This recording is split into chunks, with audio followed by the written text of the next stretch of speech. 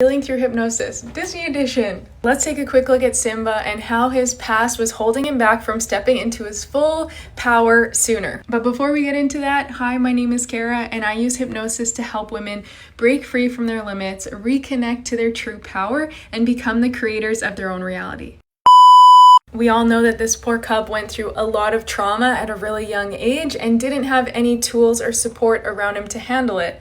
The only support he ended up having was Timon and Pumbaa, who taught him to let it go and give it no power and Hakuna Matata. Of course, it's great that they wanted to help him move forward into the future, but no one was aware of what was going on an unconscious level and how it was actually holding him back. Because of Simba's grief and trauma, he forgot that at the core of who he was actually the next king in line, and he forgot how special and important of a role he played. This is a super common side effect when we experience such heavy trauma because our brain doesn't know how to cope with things, and so it kind of just shuts things off and starts to be weighed down by it to a point where you see yourself as lesser than, as small, or as not being as special as you truly are inside. Thankfully, eventually Nala found him and it sparked his remembrance, but he could have remembered the truth of being a king so much sooner and actually stepped into that power so much sooner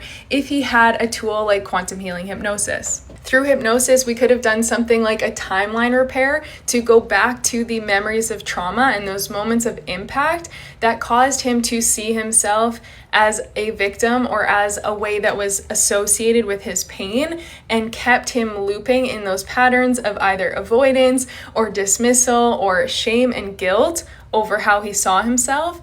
And we could have healed those things and then used hypnosis to reprogram his subconscious mind to remember how powerful he is, how worthy he is, and how important his role is. And hypnosis could have also been used to reinforce the empowered story so that he would have seen himself as a king so much sooner. With the right tools, he wouldn't have spent a lifetime out of alignment with his soul's truth and his highest calling. And this is why working with your subconscious is the most powerful thing you can do, because it helps you break blocks and limits so that you can show up in your fullest power. So if it's time for you to rise up into your kingdom, this is the place to start.